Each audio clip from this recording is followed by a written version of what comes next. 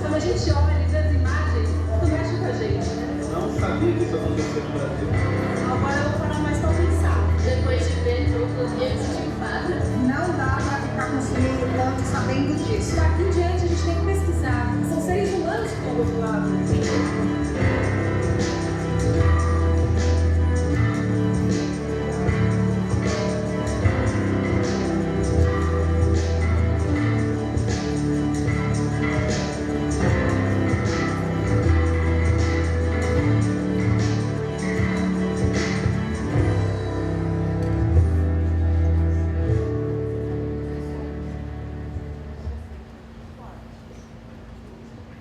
Boa noite, pessoal. Sejam bem-vindos ao Fashion Revolution da Unisal.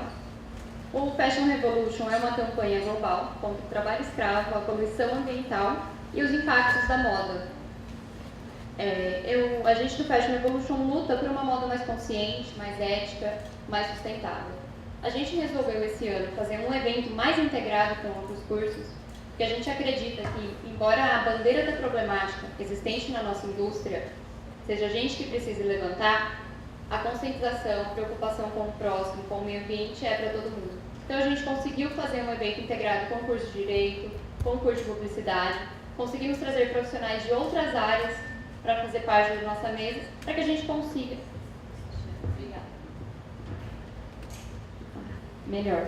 Desculpa, gente, agora está melhor. Para que a gente consiga ter uma mesa com um conteúdo mais amplo e que a gente consiga abrir a parte de conscientização para outras áreas. Então, eu espero que vocês aproveitem, vão ter bastante conteúdos e... Só um minutinho.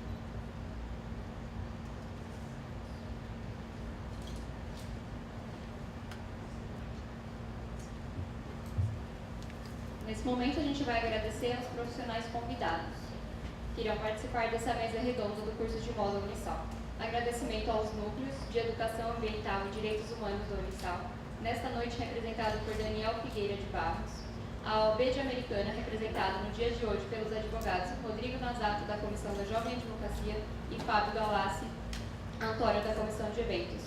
Gostaria de chamar o Daniel para fazer uma apresentação do núcleo, por gentileza.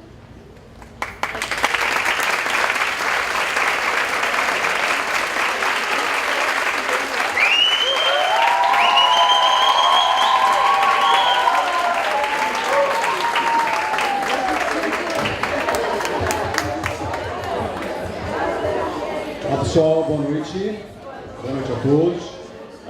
Queria agradecer a presença de todos aqui. Estou vendo aí a galera do direito, tem o pessoal da publicidade, da moda, né?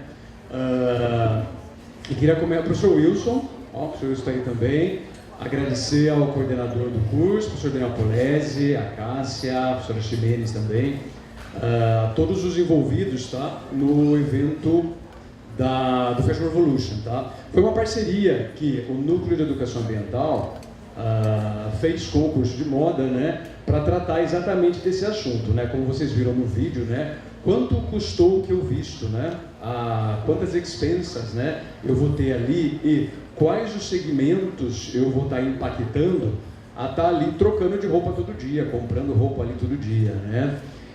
O Fashion Revolution começa ali logo após 2013, naquele acidente de Bangladesh, né? Que mais ou menos 2.500 pessoas morreram, né, num prédio que desabou, né? E o pessoal costurava ali para grandes redes, né? A H&M, a inglesa Primark, né?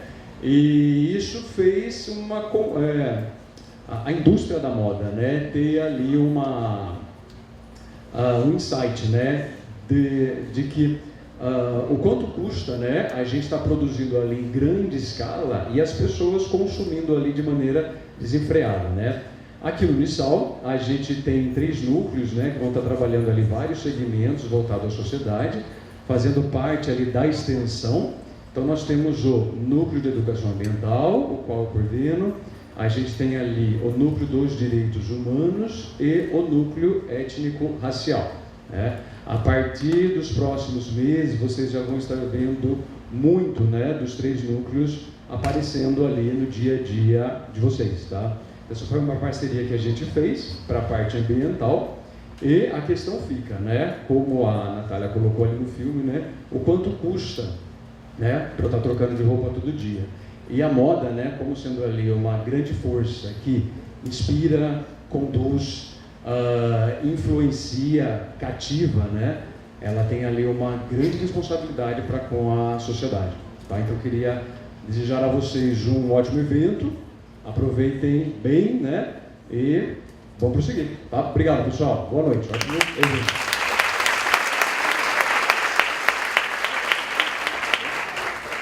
Obrigada, Daniel. Agora eu chamo o professor Daniel Vasco Polesi, nosso coordenador de curso.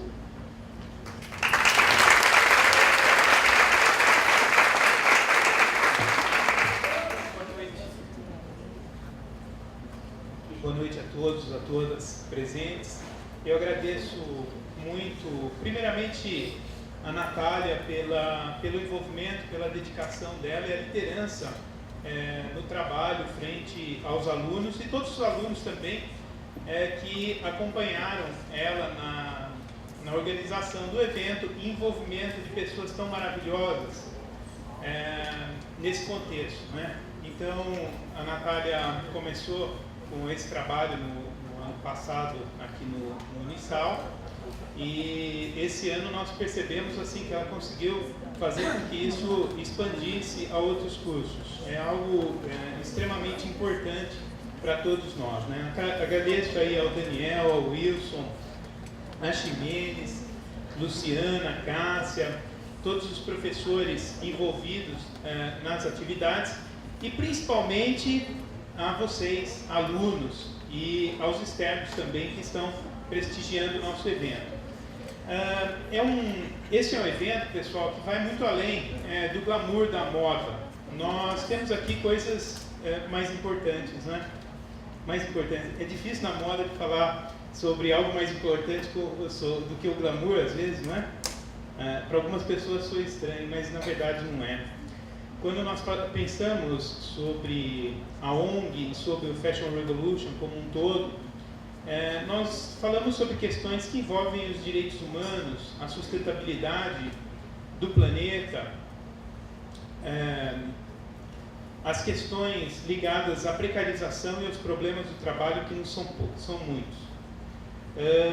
Ainda hoje, no meio da moda, nós temos uma exploração intensa do trabalho infantil, nós temos um trabalho análogo ao de escravo funcionando a todo vapor. E o que temos nós que fazer enquanto profissionais da área e até consumidores, né? Eu acredito que nós temos que ser pessoas que fiscalizem essas questões. Nós temos que ser pessoas conscientes e que, ao menos, temos que buscar conhecer como são feitas essas roupas, as pessoas, os agentes envolvidos e o que está por trás de todo o cenário da moda. O cenário da moda, efetivamente, todo mundo que está aqui provavelmente gosta bastante, é gostoso, é bonito, mas nós temos que descortinar tudo isso para questões de extrema importância que envolve a sustentabilidade, né, e os direitos humanos. Obrigado, viu, pessoal?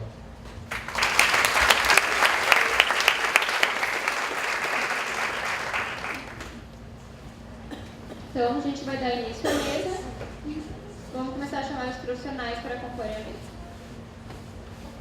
Convido para compor a mesa os seguintes profissionais: Bruna Lacerra, antropóloga e produtora de moda, proprietária do Grow Shop Vovó Virou Vintage há 5 anos.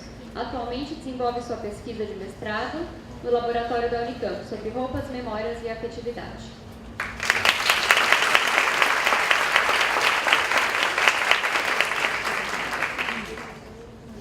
Guilherme Mazvieiro, graduado em Tecnologia em Saneamento Ambiental, especializado em Engenharia Ambiental e mestre em Biologia Celular Molecular, foi chefe do DAID Americana por 6 anos, diretor de Planejamento da Secretaria de Água e Esgoto de Louveira e atualmente trabalha da Divisão de Projetos e Informática do DAID Americana.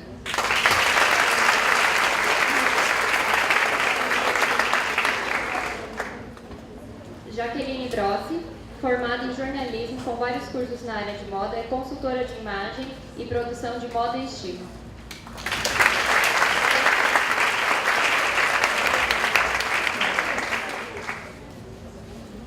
Jorge Abraão, graduado em Linguística, especializado em Comunicação Integrada, cursa mestrado em Ciências da Comunicação na USP, é editor assistente da revista Rua da Unicamp.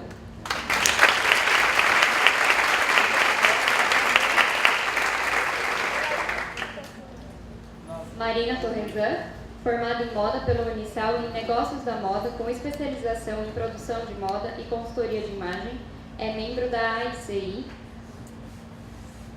formada em análise de coloração pessoal, entre outros cursos da área de moda.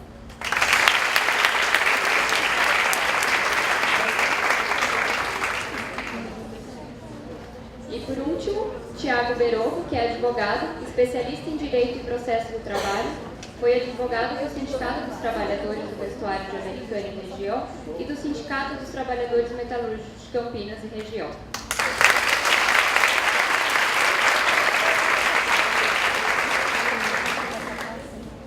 E agora, para mediar esse trabalho, convido a professora doutora Maria Alice Ximenes, mestre pelo Instituto de Arte da Unicamp, docente nas instituições de ensino superior Unisal e Dom Bosco, e na FATEC Americana também, membro do Comitê Científico da ABPEM, Associação Brasileira dos Pesquisadores de Moda, do Colóquio de Moda, consultora de moda pelo Biro Moda e Mercado.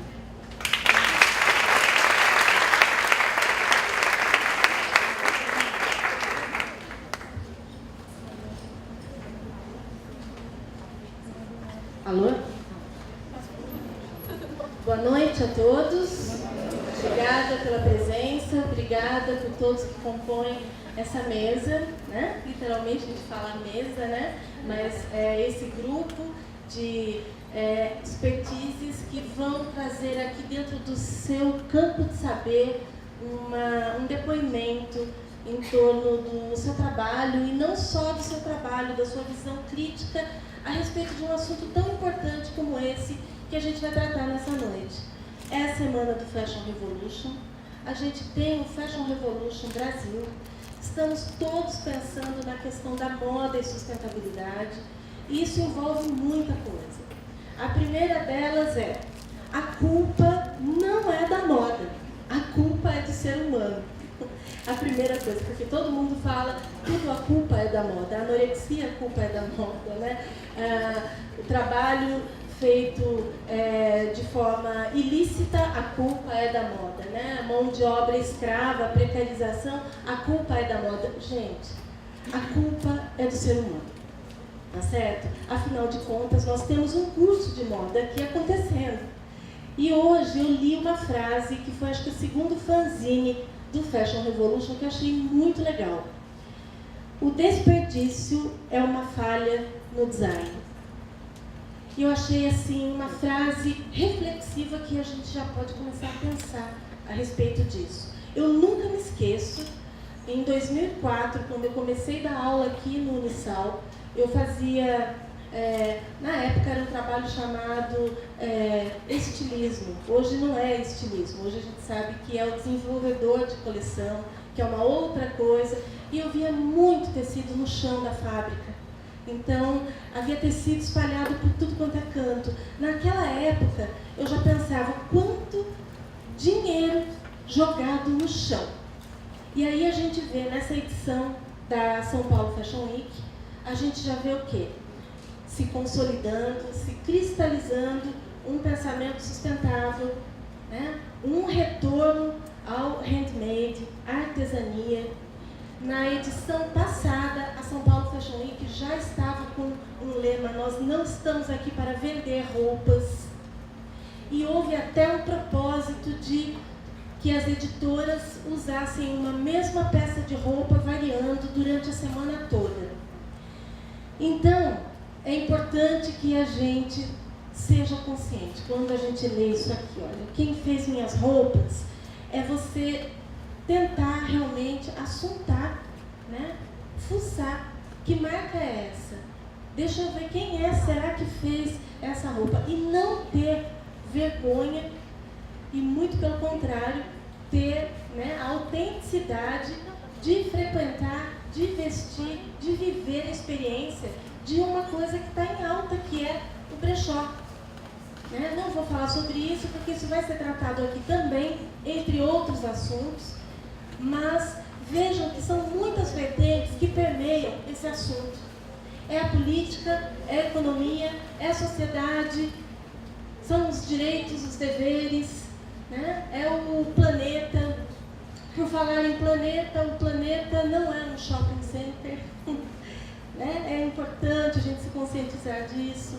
E por falar em planeta ainda, quando a gente se dirige à Terra, eu penso na questão do feminino, a Terra. E eu penso que o empoderamento é dela também.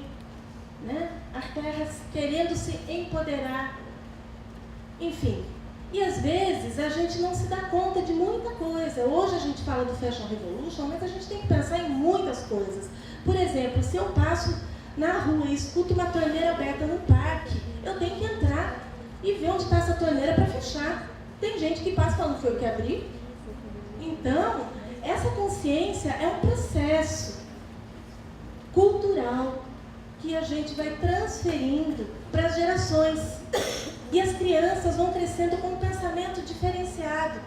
E assim criarão seus filhos, seus netos e por aí vai. Então, antes de dar início, né, à mediação, né, ou moderadora, como queiram, fazendo as perguntas para esses profissionais que estão aqui, pesquisadores, hoje o fanzine do Fashion Revolution foi: estilo mesmo é ter uma roupa feita por mãos felizes. E me tocou demais essa frase. Demais. Num momento em que tudo é fast, né? Tudo é rápido, nós estamos tendo que ter a experiência do processo de desacelerar, em todos os sentidos, em todas as coisas. Inclusive, eu percebo um retorno, já que eu pesquisei o século XIX, eu tenho milhões de imagens de moçoilas do século XIX bordando em bastidor, e eu hoje vejo garotas tatuadas, modernérrimas, com dread, bordando em bastidor. Né? Dá vontade de colocar uma imagem ao lado da outra, uma garota bem moderna bordando e uma burguesa do século XIX sentadinha bordando. Os valores são outros. A cultura é outra. O tempo é outro. Minha mãe sempre dizia assim, porque eu muito nova queria frequentar várias coisas, e uma das minhas tristezas é que eu não pude ir para o Rock in Rio na época que eu era garota, e aí minha mãe falava assim: quem tem pressa de viver, vive pouco. Eu falava: credo, mãe, que horror, né? Então, não há pressa. Quando eu estou em sala de aula de desenho, o que eu digo para os alunos? Eu não quero quantidade, eu quero qualidade. Se sair daqui um desenho pronto, maravilhoso, eu prefiro prefiro do que 10 desenhos sem aprendizado. Num desenho aprende-se muito. Então, o processo de desacelerar está em tudo. Eu sei, a gente não fica sem a tecnologia e ela não é nociva. Ela é importante, ela nos ajuda em muita coisa. Mas a gente não pode ficar o tempo todo vivendo a rapidez e falando a culpa é da revolução tecnológica. Tivemos a Revolução Industrial, a Revolução Francesa e vivemos hoje a Revolução Tecnológica. Mas isso não significa, então, o problema é a tecnologia. Não! O problema é o ser humano, de novo, gente. Meu marido é engenheiro da área de tecnologia e o que acontece? Engenheiro de computação. E o problema não é esse, não é da moda, não, o problema está com o ser humano. Então, antes da gente abrir essa discussão importante, e que não é para vocês apenas ouvirem e saírem daqui e ok, é para vocês saírem refletindo, pensando e agindo e ensinando. Bom, então, vamos lá, vamos dar início a essa mesa. Eu vou começar falando com a Marina, que é consultora de imagem, que foi minha aluna e que, assim, Marina, no meu tempo, quando eu comecei como consultora de imagem, eu ficava babando quando eu via aqueles guarda-roupas assim lotados. Eu falava, nossa, como ela é rica, quanta roupa que ela tem, que máximo, olha esse close. E aí, hoje, quando a gente vê um guarda-roupa assim, a gente fala, nossa, como ela é estúpida, quanta coisa, será que ela precisaria disso tudo? É muita coisa. Gente, com 12 peças, ontem eu fiz 420 looks. E pegando gancho nisso, a Marina fez vários stories durante a viagem dela em Londres. E eu queria começar por aí, Marina. Você acabou de voltar de Londres, postou várias coordenações de looks criativos, utilizando peças-chave. E você costuma aconselhar suas clientes, não apenas na montagem das malas de viagem, que no caso você mostrou quantas peças você levou, quantos looks você conseguiu produzir, quantas variações você tinha ali com aquelas poucas peças e acessórios. Além das malas de viagem, você costuma aplicar isso também com as suas clientes? Que dica ou recomendação você teria para falar sobre um guarda-roupa inteligente?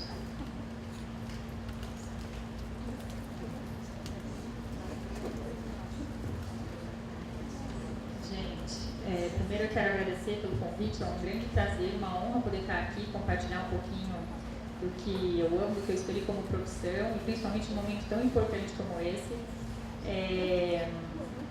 Bom, já respondendo a pergunta da Ana, depois eu entro num gancho bem interessante sobre essa questão de a gente pensar mesmo que isso é um propósito, Por exemplo, desde que eu me entendo, eu falei que eu não ia falar datas, tá? Mas há 17 anos atrás, eu não queria revelar datas, né? No ano passado, quando eu entrei na faculdade, gente, então, a gente não ouvia falar de sustentabilidade, isso não existia. Existia a moda verde, aquela moda ecológica, e tinha muito preconceito em cima disso, porque o que a gente fazia? O que a gente trabalhava? A gente trabalhava a reciclagem de peças, a customização, então você tinha muito o que aprimorar, né? E hoje em dia a gente vê que a coisa mudou, fato, né? Mas assim, eu queria só contar um pouquinho, para contextualizar isso, um pouquinho do que eu vivenciei, porque no meu primeiro trabalho eu me identifiquei muito com o que você falou agora.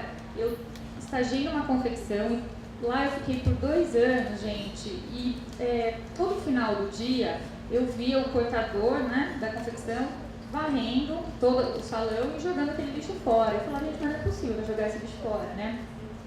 E eu me conformava com isso.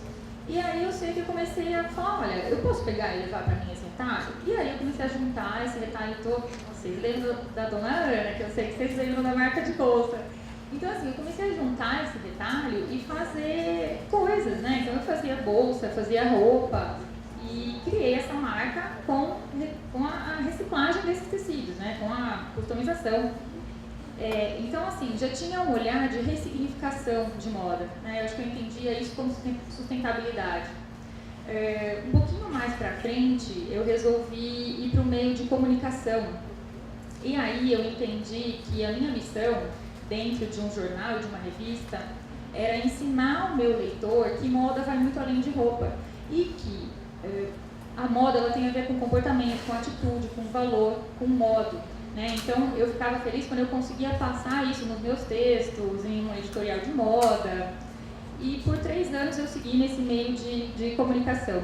Até que eu fui para um outro segmento, que foi o varejo de moda. Eu sou rodada, tá, gente? Amiga. Então, eu fui para o varejo de moda e foi uma coisa assim, muito doida, porque caiu assim, essa oportunidade de trabalho para mim, para gerenciar uma marca. E quando a RH de São Paulo me ligou, eu falei, gente, mas vocês são doidos? Eu não sou gerente, eu não sei gerenciar, nunca administrei. Nessa época eu já era consultora de imagem formada. E aí eles me falaram assim, não, Marina, a gente quer alguém com um perfil de pessoas mesmo, que entenda essa questão de estilo, né? Quando a gente fala de estilo, a gente fala de autenticidade, identidade, né? Então é um estilo pessoal mesmo. E aí eu resolvi aceitar esse desafio, fiquei no varejo. E eu ficava feliz quando eu conseguia fazer com que a pessoa que fosse lá na loja ficasse satisfeita e feliz com ela. Né? Então, para mim era um prazer não fazer ela comprar, mas entender quanta coisa boa ela tinha lá por ela mesma, né? Independente dela comprar alguma coisa ou não. Não sei como a gente batia a meta, porque na verdade assim, as vendas eram mais atreladas a esse conhecimento. Eu ficava feliz quando eu conseguia ensinar o meu time a enxergar dessa forma e não simplesmente vender um produto por vender. Então a gente agregava valor ao produto, inclusive até vendedoras minhas vieram fazer curso com a Marialice, porque eu queria essa formação e esse entendimento que eu acho muito importante. Quem está no varejo ter essa mínima noção, né, gente, do que é um corpo, de quem é a pessoa, de como que eu vou vestir essa pessoa. Então, assim, por que eu falei tudo isso? Porque eu sempre enxerguei e tentei trabalhar a moda de maneira que ela fosse um agente comunicador e que ela fosse um agente de transformação. Né? Então, o que isso tem a ver com sustentabilidade? Tudo. A partir do momento que a gente vive uma era de que a gente é bombardeado por consumo, por mídias que nos estimulam a consumir. Desculpem os publicitários, eu sei que isso é fundamental. A ideia não é parar de consumir, a ideia é a gente mudar o mindset de consumo, né? Então, eu acho que a partir desse momento, né, como gestora de estilo, o meu papel é fazer o quê? A pessoa entender quem ela é, né? E a partir daí entender o que é então essa consciência de consumo, como que ela vai consumir melhor então. E pegando o gancho da viagem, eu estava fazendo curso de especialização em Londres e é muito engraçado porque a gente não tem essa cultura ainda de consumo second hand, né, de roupas de brechó. E lá na Europa isso é muito antigo, né? Então, como que eu tive a comprovação de que a gente está realmente vivendo um momento ali de opa, peraí, a gente tem muito a ver com isso sim. Porque dentro das lojas de fast fashion, gente, é um paradoxo isso, movimento slow acontecendo. Então, dentro da Urban Outfitters, você via lojas independentes, tipo Store in Store, que vendiam roupas de brechó. Você via o Urban Outfitters Renew, que eram peças customizadas, um corner específico para isso, para peças customizadas. A própria Topshop tem uma seção que chama Topshop Vintage, ou seja, um movimento slow dentro da fast fashion. Então a gente está vendo que está tudo voltado para essa tendência de que vamos ter que fazer alguma coisa, né? Eu acho que eu fugi muito do tema, né? Falei demais, gente. Cadê a Maju? Cadê a moça do tempo aqui para me acordar? Não, tá ótimo. E inclusive depois vocês podem participar juntos desse debate. Né? Eu dirijo as perguntas, mas vocês podem também complementar. E é interessante mesmo esse movimento, né, de contramão que se instala dentro do outro.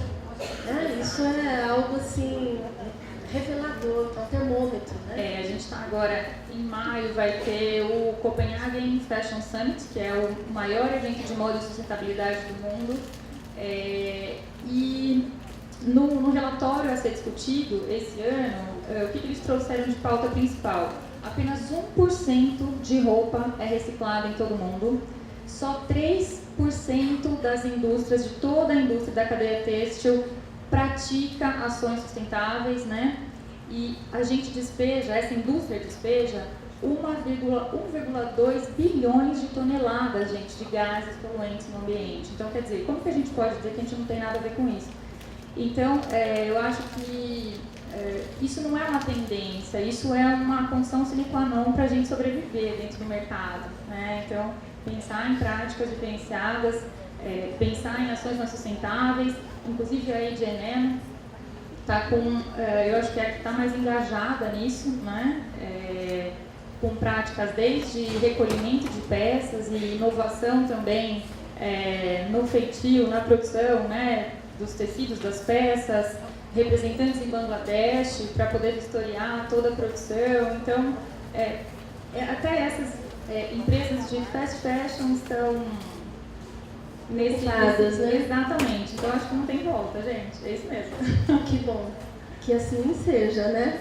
É assim mesmo que a gente pretende ver a moda dando seus próximos passos, né? Na verdade, a gente quer costurar uma moda pelo viés da ética, da sustentabilidade, e todo mundo tem discutido, mas assim, não adianta, a gente não salva o mundo, mas se todo mundo fizer um pouco, a gente chega lá, né? Bom, eu vou dirigir agora a pergunta para o Jorge, que já está logo ao seu lado aí. Jorge, eu vou tocar no assunto das redes sociais, já que a gente está falando em processo de aceleração, rapidez. As redes sociais, elas têm um impacto rápido e manipulador na disseminação da informação, né? Como você encara as denúncias nas redes? Primeiro, obrigado pelo convite para falar de internet e redes sociais é sempre complicado, porque ao mesmo tempo que coisas muito legais acontecem, coisas não tão legais acontecem. E no caso da moda é bastante contraditório, porque por um lado a gente tem as empresas querendo vender, e hoje em dia grande parte do dinheiro investido em publicidade na internet. Você tem Instagram, Facebook, e agora o Instagram ainda você pode já saber o preço e onde você vai, do que você vai comprar, já pode sair direto do Instagram comprando. E por outro lado você tem a possibilidade de disseminar informação boa, que é informações sobre sustentabilidade e denúncias.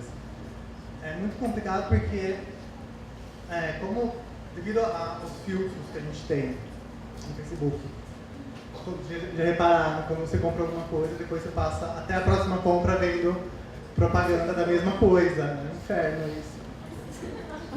E isso acontece com todo mundo. Então, não é coincidência. Você acaba ficando viciado em ver a mesma informação.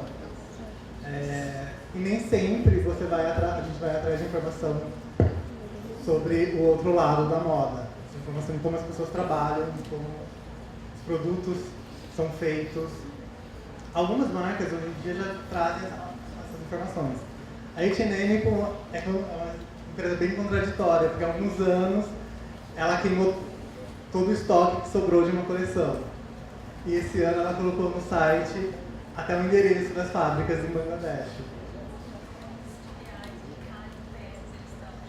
15 milhões de reais de encalhe em peças. E agora ninguém sabe o que eles vão fazer com esse encalhe todo. Então, a gente tem esse lado do consumo, que é facilitado ao extremo pela internet. Ninguém precisa nem ir no shopping para comprar uma roupa, facilita muito. E a gente tem que correr atrás da informação sobre como o processo da cadeia produtiva todo. Principalmente as marcas menores e mais independentes, elas já têm trazido essa preocupação em informar o consumidor. Marcas maiores perceberam que aí está aí um nicho de mercado, que já não é um nicho, mas ainda continua sendo tratado como um certo nicho. E estão indo por nessa tendência, que, como ela disse, não é uma tendência, é uma necessidade das empresas. O legal é que a gente pode se informar.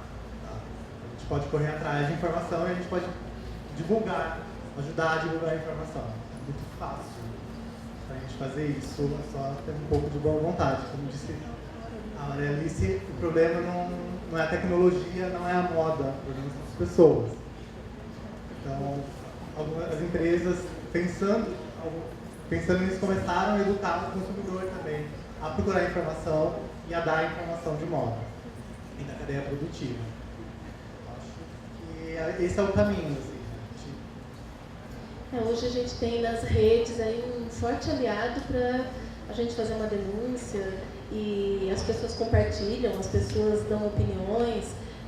Eu nem vou citar aqui, mas tem tantas situações que quando a gente vê, a gente já viu que não sei quantas pessoas já compartilharam, e aí a gente compartilha, e aquela pessoa compartilha, e todo mundo fica sabendo, e a história vira uma coisa que na semiótica seria como se fosse uma semiose, que é aquela, né, questão de um monte de signos de uma vez só, e aí vira o quê? Uma situação assim que todo mundo tem esse acesso, todo mundo está informado, todo mundo fica sabendo, não dá para pôr embaixo do tapete. Né? Eu acho importante encerrar dizendo que não adianta nada a gente ter essa informação e a gente compartilhar no Facebook se não tiver uma mudança de comportamento. Em vez de sair comprando 3 calças que vão durar 3 meses cada um, comprar uma que dura um ano, já seria uma mudança de comportamento. Pensar nisso também. E sabe que no meu tempo era legal porque quanto mais tempo tivesse uma calça jeans, mais bacana ela ia ficando, porque aí ela ia desbotando. Não tinha esses processos de lavagem, né, que tem hoje e que custa bem mais caro se ela, né, for mais desbotada, tiver mais rasgos, enfim. No meu tempo a gente deixava desbotar até o ponto de tirar o bolso e ficar a marca do bolso. Então eu sou dessa época, né, da década de 70, que aí a gente arrancava o bolso e a calça ficava bacana, porque ela ficava com aquela marquinha. Ou então se surgisse, por exemplo, um esgarçado, né, do jeans que ficou já podrinho mesmo, verdadeiramente, né, então esse também era bacana. Mas só que para isso o jeans tinha que viver bastante tempo para ele chegar nesse ponto. De repente a gente pode começar essas experiências, né, de novo. Obrigada, Jorge. Eu só queria complementar. Você não, pode ficar, que você pode comentar. Eu falo bem alto. Que a internet também nos dá acesso hoje para conhecer novas marcas. Tem a hashtag Compro de Quem Faz, que ficou muito forte, né, nos últimos anos, que é para valorizar os pequenos produtores, as pequenas marcas. E para você conhecer isso, está à nossa disposição na internet, porque às vezes algumas pessoas falam, mas na minha cidade não tem, na minha cidade eu não tenho tanto acesso, não tem ninguém fazendo isso, não tem feira de orgânico, não tem brechó. Não, se você vai na internet, hoje você conhece novas marcas, você descobre locais perto. Então, assim, nesse sentido a internet também é maravilhosa. Ficar demonizando a internet também não é uma boa saída, né? Você não quer citar alguma marca? Não? Tá bom. Não. Eu vou falar da Insecta, então. Que eu amo a Insecta, não sei se vocês conhecem, que é de sapato. E eles fazem garimpo em brechós. E eles usam o tecido, a matéria-prima de uma roupa, e eles transformam em sapato. Então, eles conseguem, às vezes, com uma roupa, fazer só 2, 3 sapatos. Que é artesanal, é manual. A borracha reciclada, né? Ele é totalmente sustentável e traz a questão da exclusividade também. E é uma marca que eu conheci através da internet. E aproveitando o gancho que a Bruna falou, a gente tem que lembrar que ser sustentável não é só comprar produtos veganos e reciclados.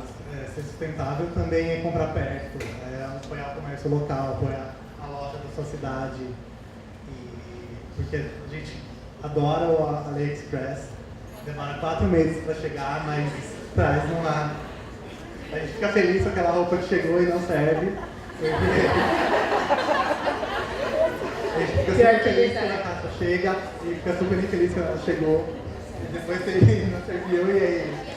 Na melhor das hipóteses, a gente doa para alguém essa roupa, mas nesse processo a nossa pegada de carbono, que foi quanto carbono foi gasto para a roupa chegar até você, é gigante. Então a gente tem que pensar em mudar o comportamento. Eu costumo dizer que na internet não tem nada novo, só tem coisas, só aumenta a visibilidade do que você faz, do que as pessoas fazem. Então eu acho que isso a gente tem que levar. Vamos dar visibilidade para as coisas legais e mudar um pouco o comportamento de todo mundo.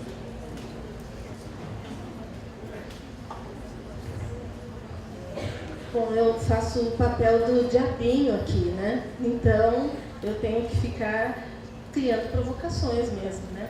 E, na realidade, a internet, ela é uma oportunidade também da gente entender as melhores possibilidades de compra e aquilo que também faz com que a gente se sinta, estou, né, numa atitude positiva diante do meio ambiente. Então, não só questão de denúncias, do que a gente fica sabendo, mas também possibilidades de compra e de conhecer marcas e situações, sem dúvida alguma. Como eu disse, tudo tem, né, tem o documentário, né, que é o outro lado, né, que se fala, então tudo tem o outro lado, né, tem um lado que pode ser nocivo, mas tem um lado positivo. Bom, agora eu vou dirigir a minha pergunta, como vou ficar do lado de cá.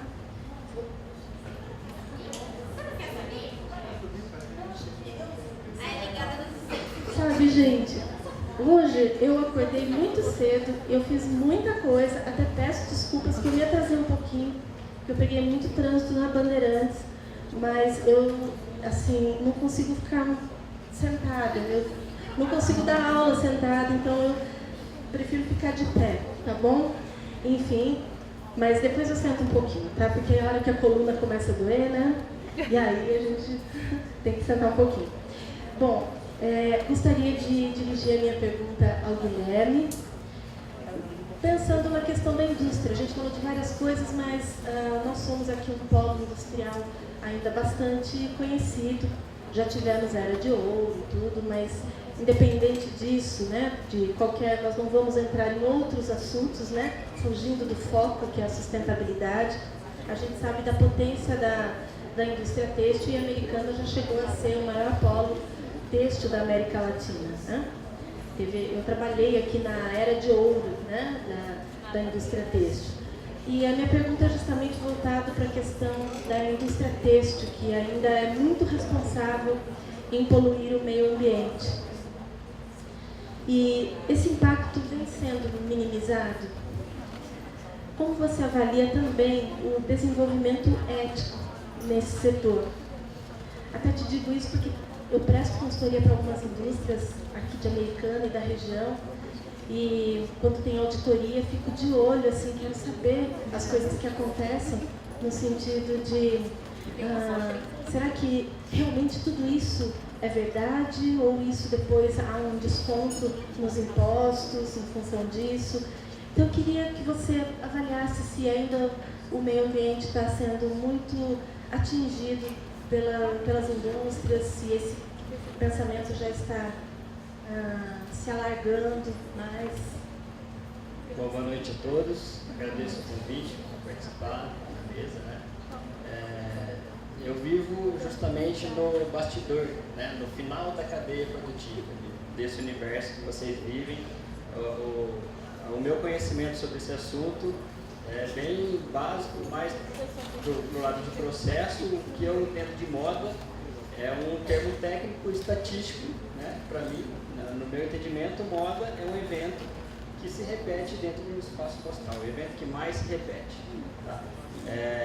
Com relação à poluição, Americana e a região aqui é um polo têxtil bastante importante ainda no cenário nacional, né? E a maioria de vocês devem saber, a nossa estação de tratamento, a principal estação é de Carioba. Ela tem um problema crônico, né, que vem se arrastando há muitos anos, desde que ela foi inaugurada, na verdade. Ela nunca deu a eficiência adequada, né, nunca atingiu os parâmetros mínimos que a legislação coloca como imposição para a gente fazer o processo de tratamento. Parte desse problema, não todo, mas parte desse problema, vem da atividade têxtil no nosso município.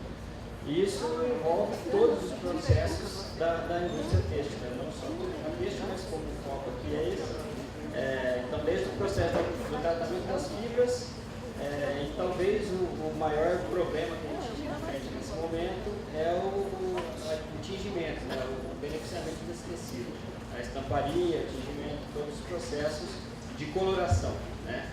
O mundo da moda vive disso, depende disso, né? O ser humano ele é fascinado por cores, né? Tem uma gama enorme de cores. Se a gente olhar para a plateia, a gente percebe que cada camiseta, cada roupa tem uma tonalidade diferente. E dentro disso existe um processo bastante complexo, existe uma engenharia muito grande para o desenvolvimento desses corantes, né?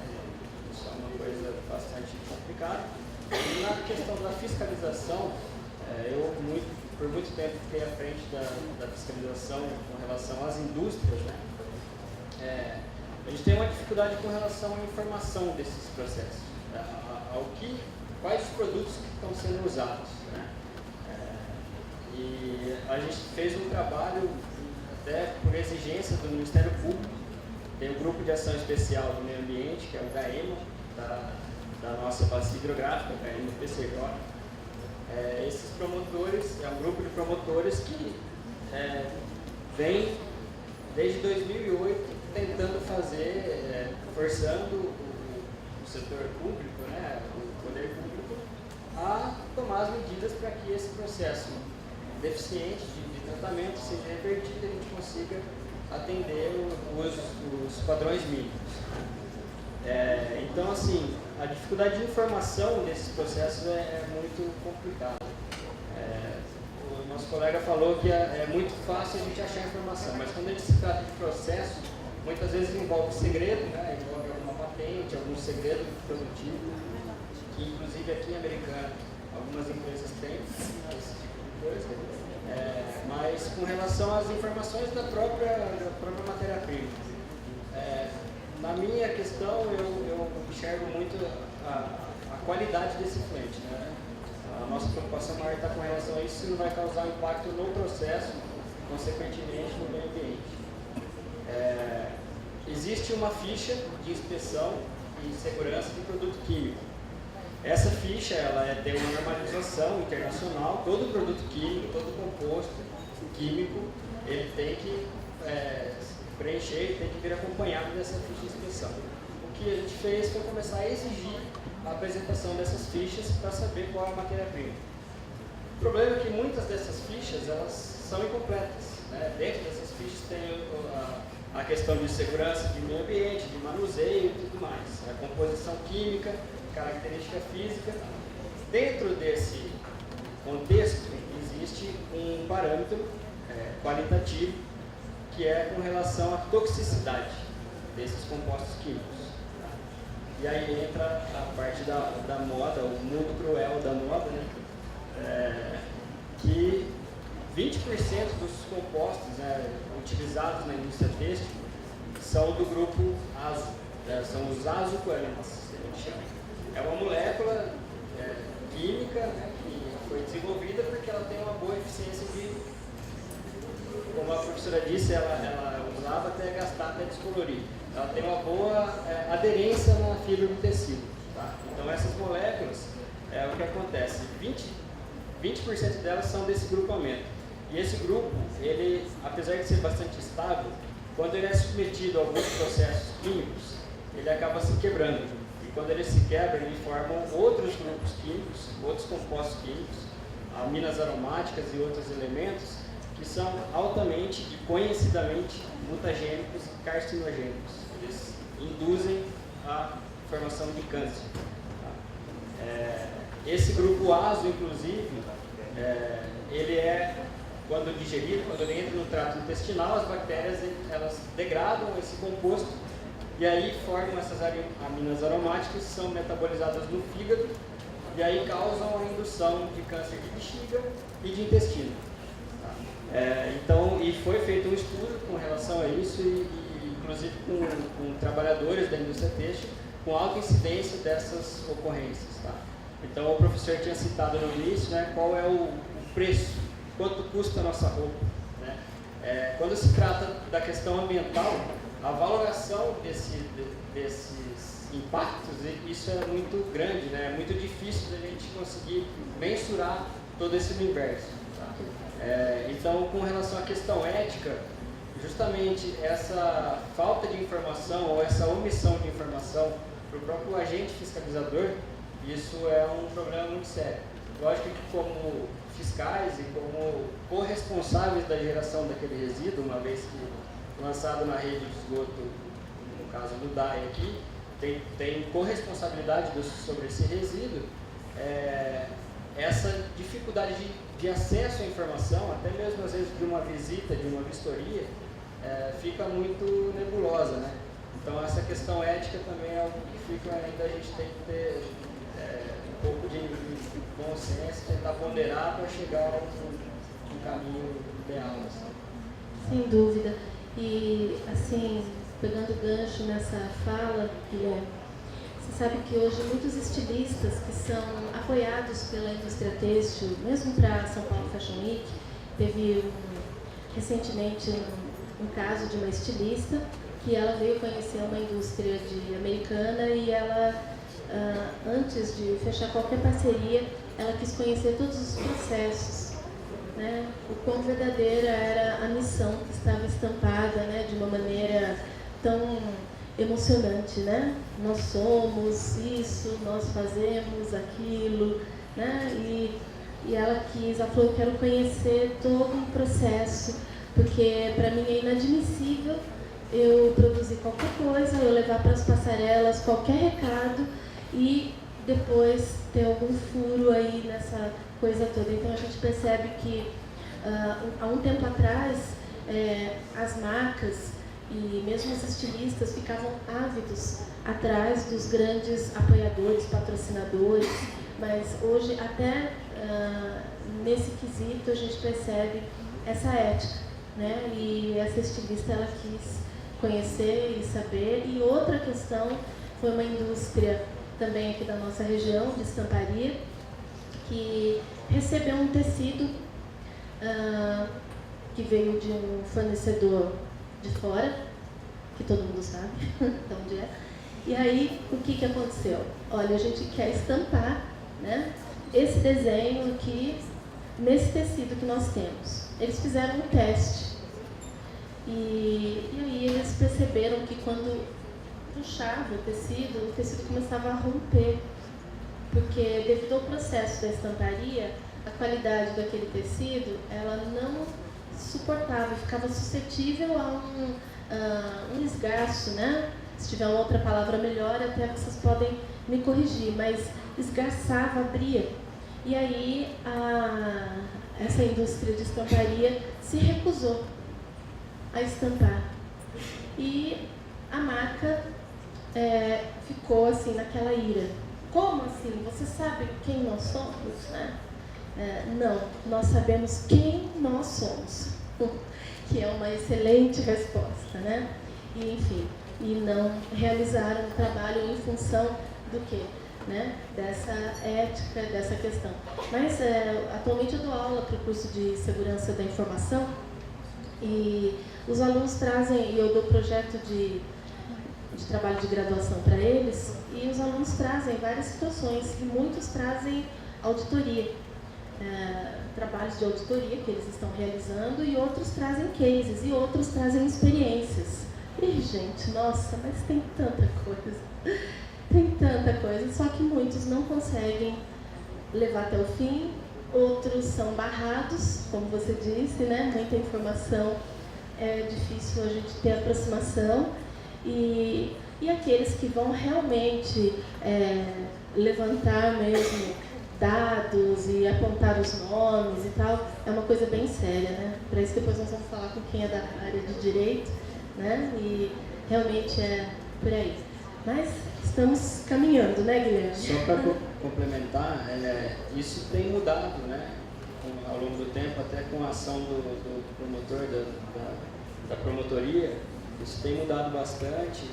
Esses termos de ajustamento de conduta que o DAI firma, não é só o DAI, né? Envolve a CETESB, que é o órgão que fiscaliza não só o DAI, mas também as indústrias, né, que solta a licença de operação dessas indústrias. Envolve o próprio Ministério Público e envolve também o grupo das empresas, das maiores indústrias aqui da região, que são os cotistas, né? Eles têm cotas de lançamento de efluentes na nossa estação de tratamento. E uma das exigências, tem algumas exigências nesse TAC, né? Esse termo de ajustamento de conduta.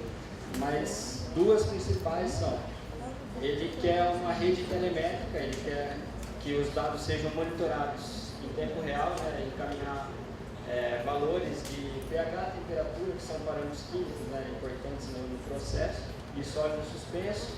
A cada 15 minutos, isso cair no sistema do DAI para ter o controle desse lançamento de efluentes. Isso foi uma iniciativa do promotor, que está como uma cláusula de cumprimento do TAC, né, no termo de ajustamento de conduta, e que as indústrias já fizeram parte dela, já instalaram os equipamentos. Eu fui responsável por elaborar essa norma, que discrimina como são os equipamentos, que jeito que tem que ser feito, mas infelizmente o DAI ainda não fez a parte dele de instalar o sistema de telemetria. Tá vendo, gente? É toda uma Então não tem os dois lados da moeda, né? Sem dúvida. É aquela coisa, quem é o culpado? Não sei, mas a gente é responsável, né? A gente não é o culpado, mas a gente é responsável por isso. Então entra talvez uma palavra que eu ainda não tenha dito, mas vem a questão da cidadania também, né? E aí, realmente, a gente tem um papel de responsabilidade junto aí nessa situação toda aí, né? Se todos cumprissem, seria uma maravilha, né? Exato. E outra ação importante que ele colocou como cláusula foi justamente essas indústrias financiarem parte da nova estação de tratamento que está por ser construída.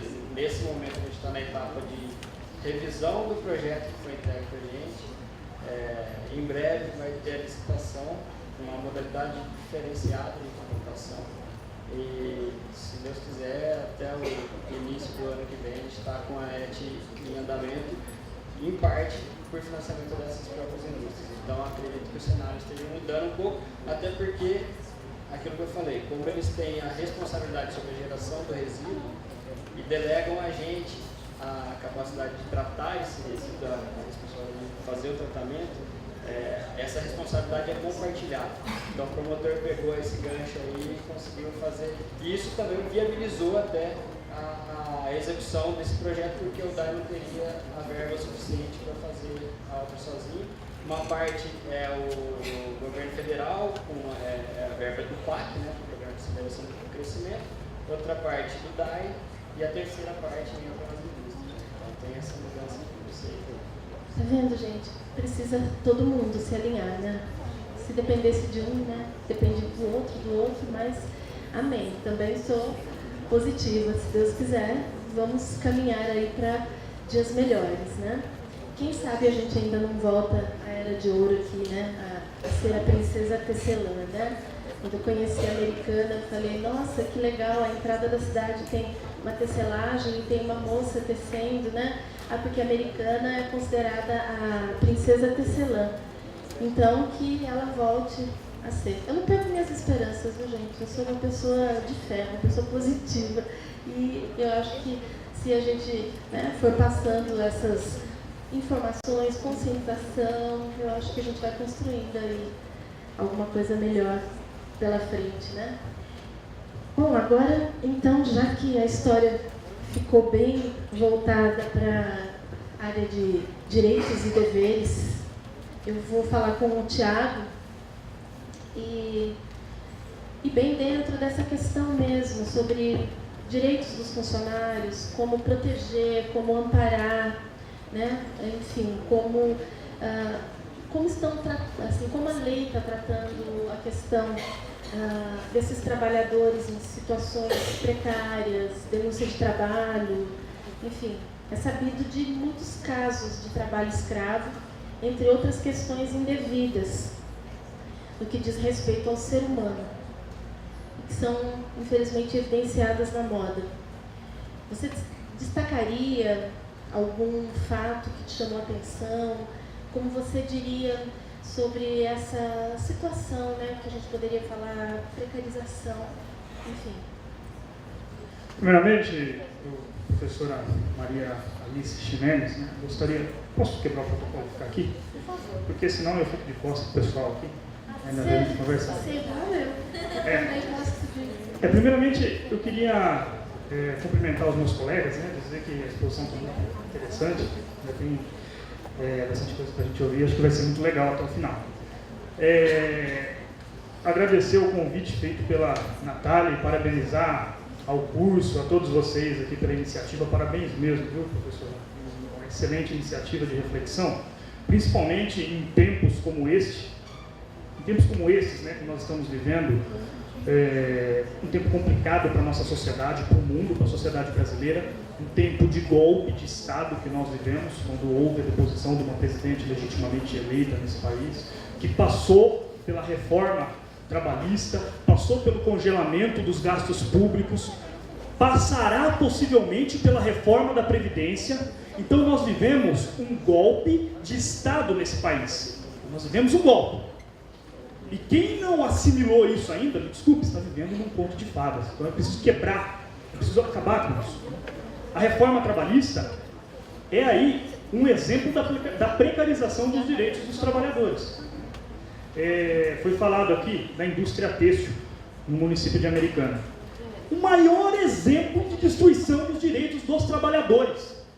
Essa indústria, e aqui tem um advogado, o companheiro Adriano está aqui, foi advogado, né, conhece bem como funciona o dia a dia na Justiça do Trabalho dessas indústrias têxteis. São indústrias que não pagam verbas rescisórias dos trabalhadores, ou seja, o trabalhador é mandado embora, não recebe 13º proporcional, não deposita fundo de garantia, não paga multa dos 40%, tem algumas delas, do ramo do vestuário, né, mais ligado à moda, algumas delas nem registra o trabalhador, nem registra. Um total desrespeito aos direitos trabalhistas. Infelizmente, eu sou advogado, né, passei por alguns sindicatos, infelizmente, eu quero colocar o seguinte, que sindicato, companheiros e companheiras, é para lutar pelo direito dos trabalhadores e das trabalhadoras. Sindicato serve para isso. Infelizmente, o sindicato dos têxteis de Americana e alguns outros sindicatos não lutam pelo direito dos trabalhadores e das trabalhadoras. Deixa os trabalhadores e as trabalhadoras à mercê. Sindicato é para lutar. Sindicato existe para isso. Foi concebido e engendrado nisso. Uma luta da classe por seus direitos. Não é verdade? Sindicato é para isso. Dizer, como é que os trabalhadores, eles recorrem, como é que, quando acontece uma situação dessa, né, eu trabalhei dentro da empresa e não fui registrado, e aí eu busco o meu direito, né? Eu tenho, infelizmente, né, eu tenho que procurar a Justiça do Trabalho. Infelizmente, tenho que procurar a Justiça do Trabalho para pedir o reconhecimento do vínculo empregatício. E se eu conseguir fazer prova do vínculo, eu terei os meus direitos reconhecidos e a empresa será condenada a pagar esses direitos, né? Que direitos são esses? O 13º, as verbas rescisórias, que são o 13º proporcional, férias proporcionais, aviso prévio, fundo de garantia, tudo que a gente já colocou aqui. Agora, eu tenho alguns colegas, né, advogados, que advogam para a empresa, e eles se gabam, né, quando às vezes a gente entra com alguma reclamação trabalhista na Justiça do Trabalho, entra com uma reclamação, a empresa não registrou o trabalhador, e aí ele consegue fazer uma manobra, o advogado consegue fazer uma manobra para que aquele trabalhador não tenha o vínculo reconhecido e não tenha os seus direitos garantidos na Justiça do Trabalho. Sabe o que eu digo? Ele fala assim, eu sou um excelente profissional porque eu estou defendendo os direitos do meu cliente, eu consegui defender os direitos da empresa. É um péssimo profissional. Ele é um péssimo. Ele é um péssimo porque ele estimula esse tipo de prática. Ele estimula a continuidade do massacre do trabalhador dentro da indústria brasileira. Um péssimo. Agora, ele pode conhecer tecnicamente muito bem a legislação trabalhista. Eu não duvido disso. Provavelmente ele conhece. Agora, há colegas também que advogam na Justiça do Trabalho e defendem o direito das empresas que são muito éticos. E que quando são procurados por essas empresas que desrespeitam os direitos dos trabalhadores, eles falam, olha, eu posso te defender, mas aquilo que é de direito do trabalhador é de direito do trabalhador e você precisa fazer o pagamento. Isso é o mínimo que eu acho. Eu nem disse aqui também, não deu tempo, né? Eu queria expressar essa indignação. Eu fui aluno dessa casa, tá? Eu fui aluno de Direito aqui do Unisal. Parte da minha indignação veio desse curso. O coordenador do curso, na época acho que é ainda o professor Tiago Nalesso, né? Assim, ensinou muita coisa interessante para a gente e que é necessário lutar pelo direito da classe trabalhadora. Com relação, professora, e a todos os presentes, a questão do trabalho escravo. Tem tempo ainda para... Se tiver cansativo, a gente já... Mas avisa aí com o tempo. A questão do trabalho escravo. Né? Como é que funciona essa questão do trabalho escravo? O que é o trabalho escravo? O principal elemento que caracteriza o trabalho escravo, e é assim, uma série de denominações, há jurisprudências, há entendimentos, há doutrinas que falam sobre o assunto, mas o elemento que caracteriza o trabalho escravo é o cerceamento da liberdade do indivíduo, que é colocado em uma situação onde ele não pode sair daquele local porque ele foi cerceado. E esse cerceamento da liberdade ele pode ser de 3 formas, né? Acredito eu. Né? Eu até fiz aqui algumas anotações, mas não vou me recorrer a elas. Ela pode se dar por endividamento, e aí é uma questão psicológica.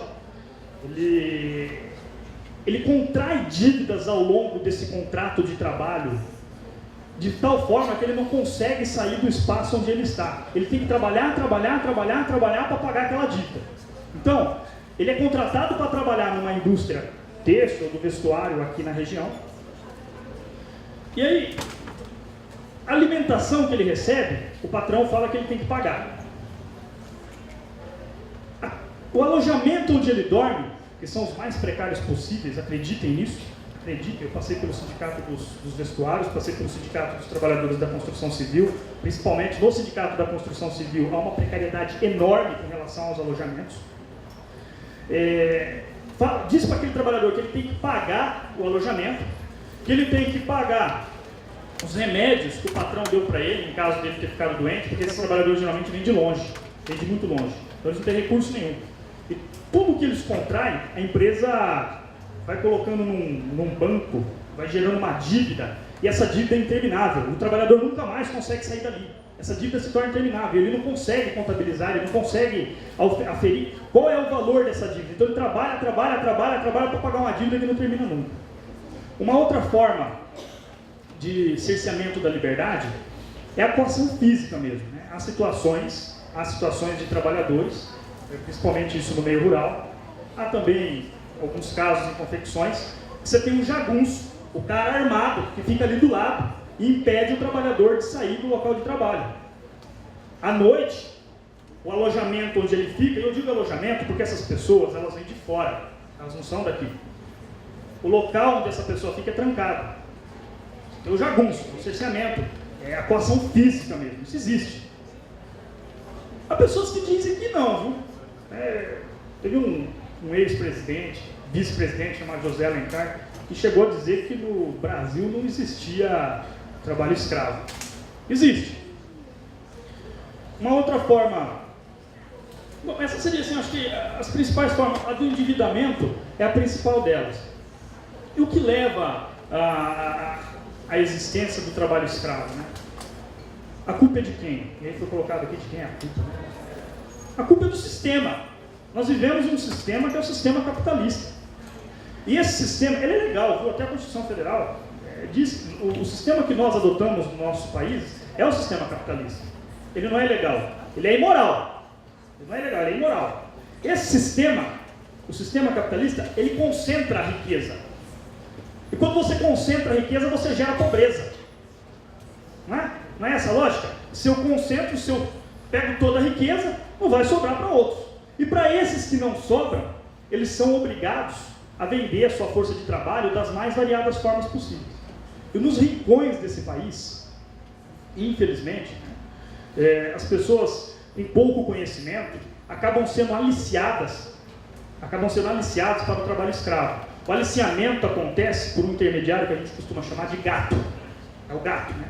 O gato, ele chega nessas pessoas que não têm condições financeiras, os pobres da nossa sociedade, os injustiçados, falam assim: olha, eu tenho um trabalho legal para você, onde você vai ganhar bem, você vai ter um bom alojamento, você vai conseguir trazer dinheiro para sua família, você vai se dar bem. Só que é lá no estado de São Paulo. O cara mora lá no Amazonas. Você topa? Eu topo, eu quero melhorar minhas condições de vida, eu quero levar dinheiro para minha família. E o cara topa. Só que desde aquele momento, ele já está contraindo dívida. Porque a passagem do ônibus, que ele vem de lá do Amazonas aqui para o estado de São Paulo, já está embutida, já está sendo cobrado. O cara falou que ele ia ganhar bem, mas não falou qual que era o salário. Ele vai ganhar metade do salário mínimo. Não deu para pagar nem a viagem. Então, e aí outras coisas mais vão acontecendo no meio do caminho. De 2003 para cá, isso é umas pesquisas que nós fizemos aí, de 2003 para cá, o trabalho escravo tem sido combatido no nosso país. E aí, queiram ou não podemos brigar com os dados, foi exatamente, queiram ou não, gostem ou não, foi exatamente no governo Lula. Que é quando o governo ele assina o pacto de erradicação do trabalho escravo nesse país.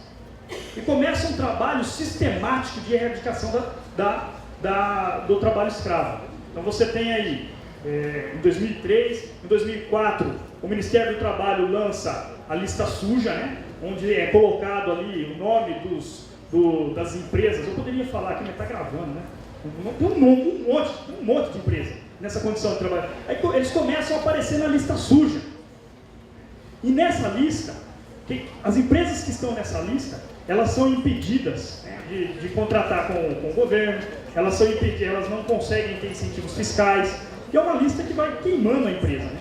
Em 2003, 2004, o Ministério do Trabalho é fortalecido, o Ministério Público do Trabalho, tem uma ação conjunta com a Polícia Federal, e começa um trabalho sistematizado de investigação, de enfrentamento, vai dentro das empresas, chegando mesmo, tem denúncia de trabalho escravo aqui, entra lá dentro, retira o pessoal, dá liberdade, sabe? Começa a ser feito um trabalho interessante. Eu vou encerrar aqui a minha fala, só dizer assim, que toda essa luta que foi feita pela erradicação do trabalho escravo, ela começou a ser combatida. Uma empresa muito forte do ramo da construção civil, ela entrou com uma ADIM, uma ação direta de inconstitucionalidade contra a lista suja. E ela conseguiu uma liminar no STF, o ministro Ricardo Lewandowski concedeu essa liminar para suspender a eficácia, para suspender essa lista. Em 2014, essa lista deixou de existir, por conta de uma iniciativa de uma empresa muito poderosa do ramo da construção civil. Essa lista deixou de existir em 2014. Mas em 2016, essa liminar caiu e a lista existe novamente. A ADIM, o mérito ainda não foi julgado, mas a ADIM caiu, a liminar caiu, a lista ainda existe e ela é um instrumento poderosíssimo de luta contra o trabalho escravo. E eu encerro mesmo por aqui só para dizer, Americana é a quarta cidade do estado de São Paulo, a quarta cidade, são dados foram fornecidos pelo Jornal Liberal, a quarta cidade com maior intensidade de trabalho escravo no estado de São Paulo, nessas indústrias do vestuário, nessas indústrias têxteis. 74 dos 101 trabalhadores resgatados, 74 eram do ramo do vestuário, 74. Então, o que nós podemos fazer? Nós temos que lutar, nós temos que fazer um enfrentamento. Nós temos que fazer greve, gente. Nós temos que trancar a rodovia. Nós temos que fazer todo o enfrentamento necessário para acabar com o trabalho escravo, porque só o enfrentamento dos órgãos governamentais não é o suficiente. É greve atrás de greve.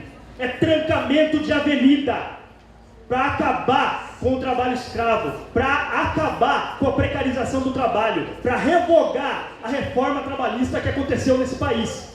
É o fim. Essa reforma acabou com os direitos da classe trabalhadora e com a possibilidade do trabalhador ingressar com uma reclamação trabalhista sem ter que pagar as custas do processo. Nós vamos viver um período complicadíssimo na história da nossa sociedade. Obrigado, professor. Obrigada,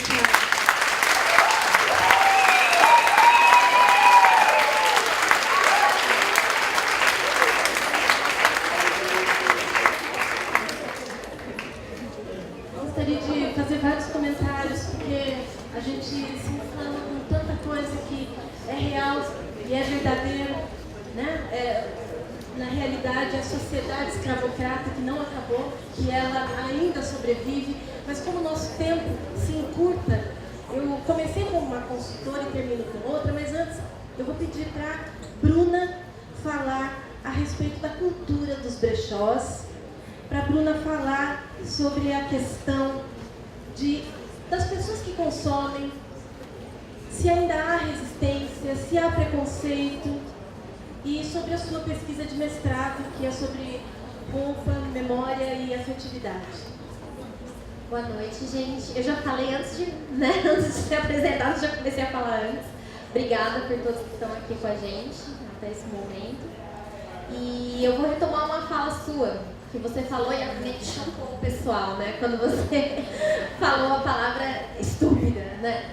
Eu fui uma adolescente dos anos 90, entregando minha idade também. Eu amava um filme que era Patricinha de Beverly Hills.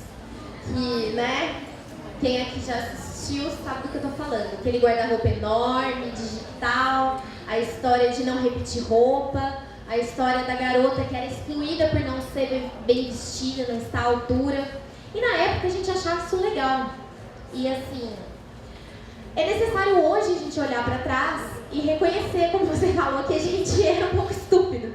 Mas na época a gente não sabia, a gente não tinha tanta informação, o momento era outro, o mindset era outro, principalmente aqui no Brasil também, que a questão da consciência ecológica é muito mais recente, né?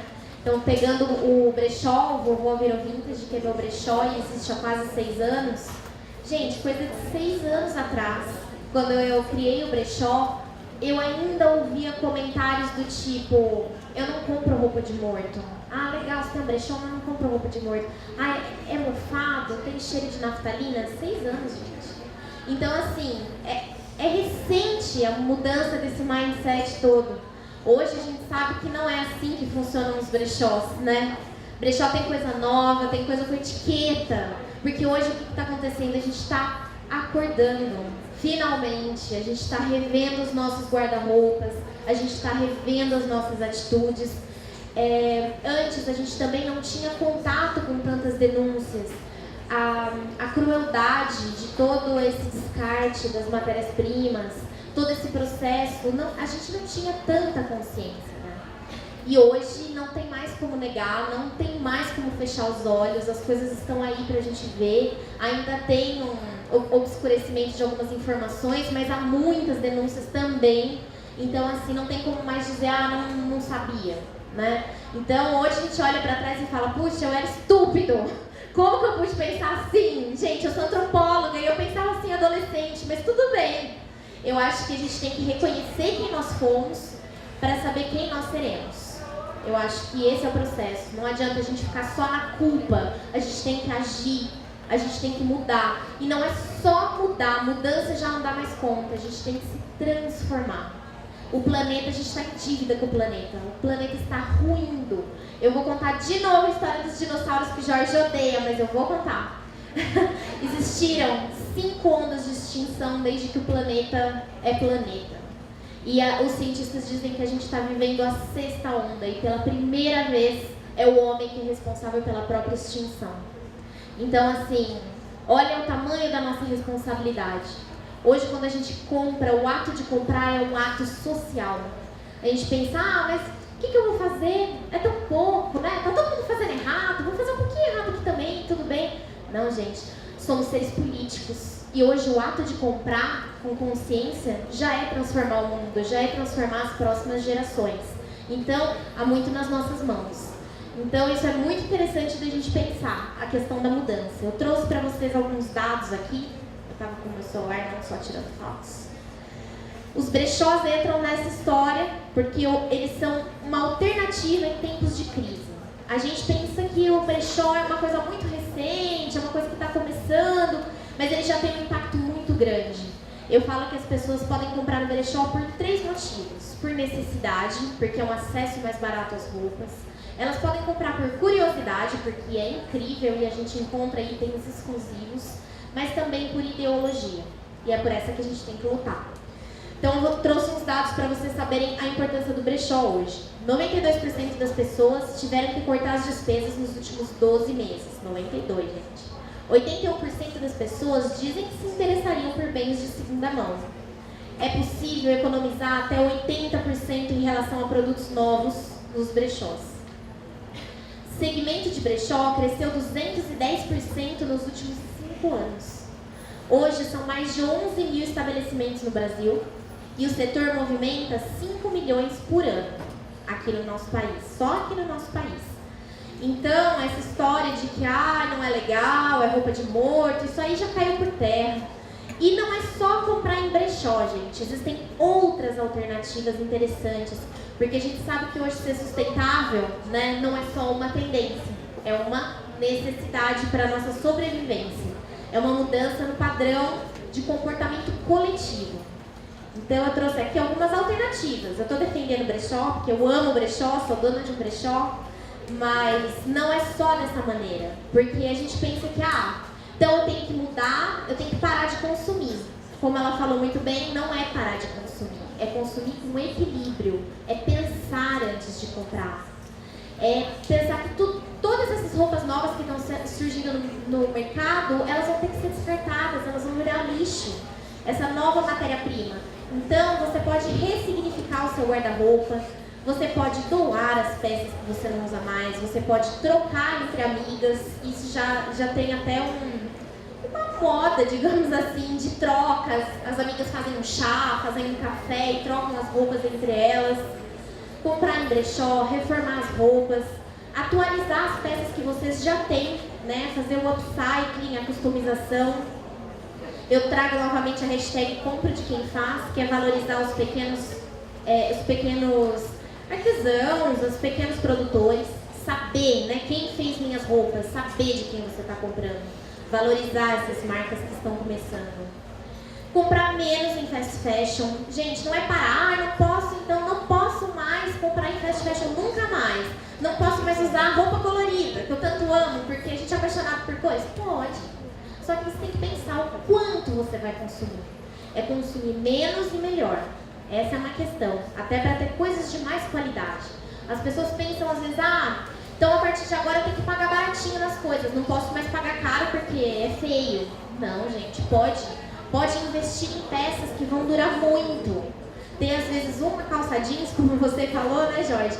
Uma calça jeans que você paga mais caro por ela, porque você sabe que é uma matéria-prima que vai durar mais, ou outras peças, uma jaqueta cara que você investe, mas que vai durar muitos anos no seu guarda-roupa, é melhor do que comprar uma pecinha num fast fashion que em 2, 3 meses já encolheu, já rasgou.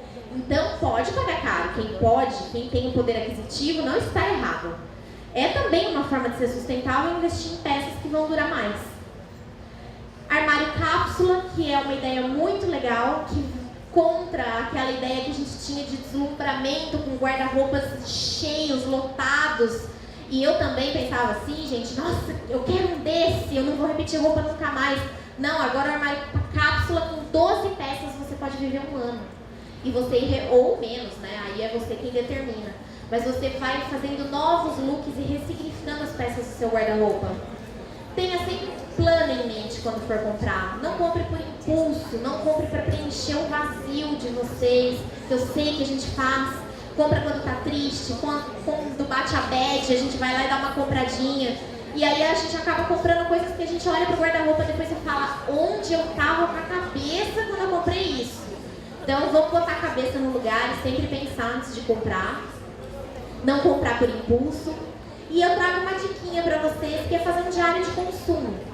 Que vocês vão anotar lá tudo o que vocês compram. E avaliar no fim do mês quanto comprou, se foram compras boas, se não foram. Isso são só ideias para vocês repensarem na forma de comprar de vocês. Tá bom? Obrigada, Bruna. E agora, então, eu gostaria da fala da consultora de imagem Jaqueline, a Jaque, que também tive o prazer de dar aula, que hoje também é mais uma colega de trabalho. Pegando o gancho da questão dos brechós, se você já levou alguma cliente da consultoria de imagem para um brechó, se você já encontrou alguma exclusividade incrível num brechó, e se você acha que a consultoria de imagem é legal, que na consultoria de imagem é legal incutir o pensamento sustentável nas clientes. Primeiramente, boa noite, é um prazer estar aqui. Adoro ser convidada pela Chip, porque ela é incrível, tudo que ela faz tem propósito, né? E acho que hoje a gente tem que pensar a moda, eu consumo com propósito, não dá mais realmente para ser por ser. E eu acho que é aí que a consultoria de imagem entra com força. É uma profissão nova. Quem aqui sabe o que um consultor de imagem faz? Então vocês devem estar assim, né? O que essas duas mulheres fazem, né? Porque aqui numa sala cheia, uma pessoa tem noção. Quem assiste televisão já deve ter visto Esquadrão da Moda. Não é isso que a gente faz, tá? Né, Marina? A gente não joga a roupa das pessoas fora, a gente não diminui as pessoas verbalmente, a gente não corta cabelo de quem não quer cortar cabelo, tá? A consultoria de imagem, ela tem esse viés de orientar e ajudar uma pessoa na construção da própria imagem, porém ela é feita de uma maneira muito respeitosa e responsável. Porque é uma coisa que eu sempre falo, a gente nunca sabe quem é a pessoa que está sentada na nossa frente. Isso é um outro universo. E esse outro universo tem suas particularidades, tem os seus desejos, e realmente a gente entra em guarda-roupas que a gente fica assim, ó, oi. Só que a gente jamais pode chegar e falar se essa pessoa está certa ou se ela está errada. Por quê? É outra pessoa, é outra vida. E o que eu costumo sempre falar para os meus clientes, a hora que a gente vai fazer o closet clean, que é a limpeza e organização do armário, eu não jogo nada fora. Porque quando a gente compra uma peça de roupa, essa peça ela vem carregada de um propósito seu, tá? E o consultor de imagem nunca vai saber qual foi o motivo daquela compra. Só quem comprou sabe por que está comprando. Mas a gente vive hoje uma sociedade muito frenética em relação ao consumo, principalmente consumo de moda. E isso afeta muito as mulheres. Teve uma pesquisa do IBGE que aponta que nos anos 2000, apenas 20% das mulheres não eram satisfeitas com a própria imagem. Hoje, 2018, 65% das mulheres não estão satisfeitas com a própria imagem. Isso é muito preocupante, porque é mais da metade da população feminina não se aceitando de alguma forma. E eu consigo atribuir isso, não me julguem, nem me batam, pessoal da internet, mas é desse lugar que provém esse sentimento todo, e eu consigo diagnosticar isso diariamente no meu trabalho.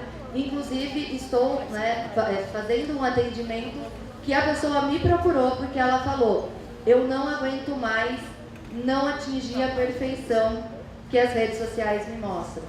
E eu, como consultora, ouvir uma declaração dessa, dá um negócio assim no peito que você fala, gente, é um complicador muito grande, né?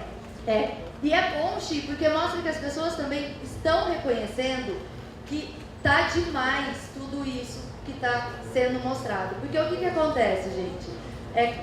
Uma empresa, ela contrata 15 influenciadores. Eu não sou contra, eu acho que é uma nova forma de trabalho e ela tem seu valor. E essas 15 pessoas mostram a mesma coisa todos os dias. Gera na gente a sensação de querer aquilo. E isso, quem trabalha com publicidade sabe, é vender desejo. Então imagina todos os dias sendo vendido milhões de desejos pra gente. E o que acontece? Sempre vem uma frase que eu abomino de coração. Tem que ter. Tem que ter o quê? Tem que ter pra quê? Tem que ter por quem e tem que ter para quem, né? Então, eu trago muito essa consciência para as minhas clientes, principalmente quando elas perguntam quais são as peças-chave para o guarda-roupa ser perfeito. Eu falo, eu não sei. Quem é você? Né? O que é perfeito para você? Qual é a vida que você vive? Então, o trabalho de consultor de imagem hoje, nesse cenário que as pessoas estão extremamente perdidas porque a demanda é absurda, eu falo que é o casamento perfeito, né? É uma profissão nova que ela vem para atender esse anseio da sociedade, que é um processo onde a pessoa ela vai se conhecer no sentido psicológico mesmo. Inclusive, eu utilizo de psicologia da autoimagem em todos os meus atendimentos. Eu costumo falar para os meus clientes que não é só roupa. A nossa imagem não é só a roupa que a gente veste, ela é parte disso sim, ela comunica isso sim, mas não é só isso. A nossa imagem, ela é o todo da gente. É o nosso comportamento, é a nossa filosofia de vida, são os nossos propósitos, os nossos medos, os nossos desejos. Então, tudo isso faz parte de quem a gente é. E quando a pessoa passa por um processo de consultoria de imagem, que ela se entende enquanto ser humano no mundo, entende as suas particularidades, as suas potencialidades e, acima de tudo, entende aquilo que na moda representa ela passa a ter uma consciência de consumo. Não é porque ela entende que ela fica melhor de saia longa que ela se conscientiza da compra. Ela se conscientiza quando ela entende que aquela saia longa vai passar a mensagem para atender às necessidades diárias, tá? Então, já aconteceu sim de eu ter uma cliente, ela falou, eu preciso de você pelo amor de Deus, porque eu tenho guarda-roupa e eu não sei o que eu faço. E realmente, ela tinha 12 portas de armário, tá, de coisas, e a hora que a gente foi vendo, era tudo a mesma coisa. Mas por quê? Porque a pessoa não se conhece. Ela se pauta no externo. Ela se pauta no que a Marina, que trabalhou no varejo, pode falar, no que o vendedor fala. Então, naquele dia que a gente está triste, brigou com alguém, não teve um bom dia no trabalho, a gente está triste, entra numa loja, uma outra mulher vira e fala, nossa, você ficou maravilhosa com isso, a pessoa compra. Mas não que a vendedora esteja sendo maldosa, tá, gente? Não é por mal. Mas a pessoa que está ali comprando, ela está sem um propósito para comprar. Então, qualquer coisa que você falar para ela, ela vai levar. E aí, o que vai acontecer? Ela não sabe se aquela roupa favorece o tipo físico, ela não sabe se aquela roupa favorece o tipo de pele que ela tem, se comunica quem realmente ela é, e ela acaba comprando. E a chance dessa roupa ficar guardada é de 100%. E roupa guardada no guarda-roupa é dinheiro parado. Então eu prefiro que o dinheiro esteja parado no banco do que ele esteja parado no guarda-roupa. E essa cliente mesmo, Xi, ela fez uma limpa e ela montou um bazar. Ela fez um bazar em Piracicaba, ela convidou um monte de amigas e ela falou, foi surreal, porque eu vendi tudo. Então é muito bacana a gente ver também que a gente está abrindo a mente para essa forma mais consciente, né, de consumir, saber que não é feio repetir roupa, saber que não é demodê comprar roupa de segunda mão, muito pelo contrário, é uma atitude consciente e é também o que a Bruna falou, não é porque a gente tem que pensar nisso que a gente não vai comprar mais, a gente vai, mas comprar aquilo que representa a sua pessoa, que tem a ver com a vida que você vive, tem a ver com as coisas que você acredita, tá? E é isso, gente, é que nem eu falo, a gente não tem nenhuma verdade absoluta a respeito desse tema, porque é um tema que, se a gente parar de pensar, é muito recente, a gente está debatendo muito sobre isso, então a gente não pode ter verdades absolutas, a gente tem que sempre deixar a cabeça aberta para poder criar possibilidades. E a moda, ela é possibilidades, né, Chi? Então, eu acho que combina, tudo se combina muito bem. Muito obrigada.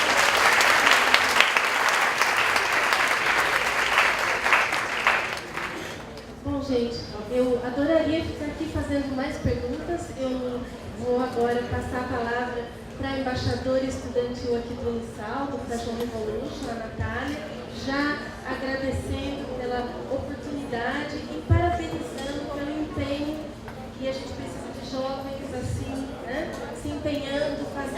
diferença, lutando por um momento como esse, que tem tanta gente discutindo coisas tão importantes, falando coisas tão relevantes.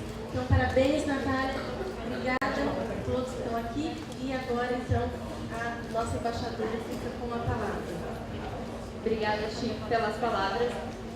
Gostaria de agradecer aos palestrantes, a gente teve muitas opiniões, muita coisa boa, então cada um vai poder absorver um pouco de conteúdo de todas as áreas. Agradecer a participação de todos, foi muito legal esse mix de pessoas que a gente conseguiu trazer, teve bastante gente de outros cursos, então eu acho que a gente vai conseguir absorver e levar muita coisa para frente do evento. Muito obrigada a todos. E agora a gente vai fazer a entrega de uma lembrancinha para vocês e um sorteio para o público. Só um minutinho, tá bom?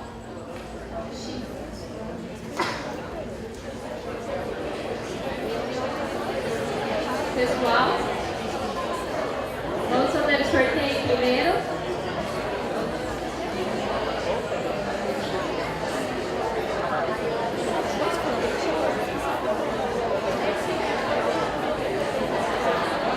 Gente, todo mundo acharam seus papéis? Foi dado na recepção?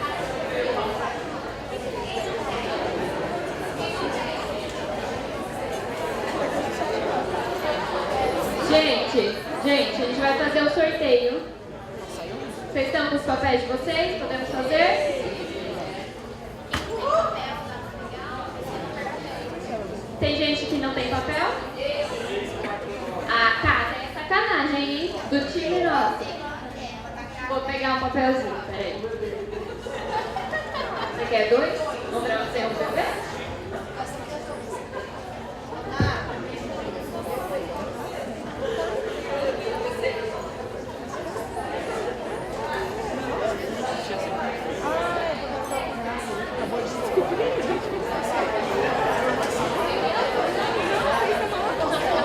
Gente, o pessoal tá descendo com mais papelzinho, tá? Só um minutinho.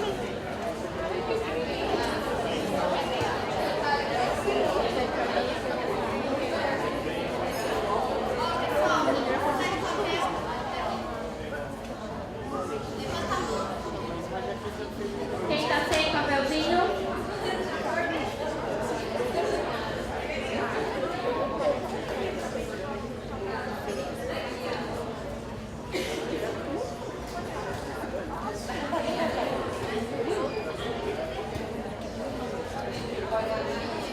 Mais alguém?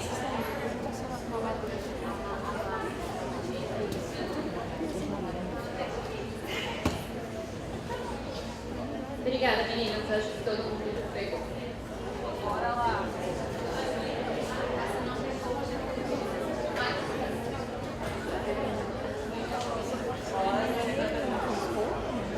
Vamos pedir para a nossa professora ajudar.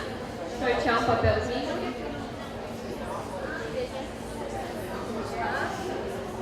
Quem vai ser?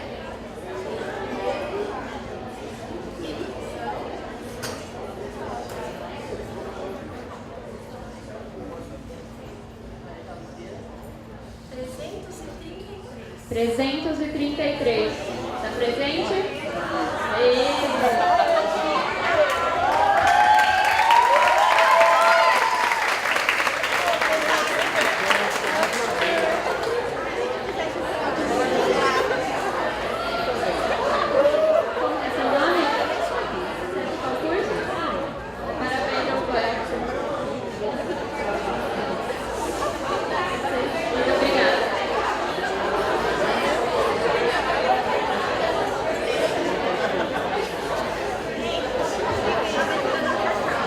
Gente, então, estamos encerrando, pessoal, estão me ouvindo? Estamos encerrando o nosso evento. Muito obrigada a todos e a gente aguarda vocês ano que vem.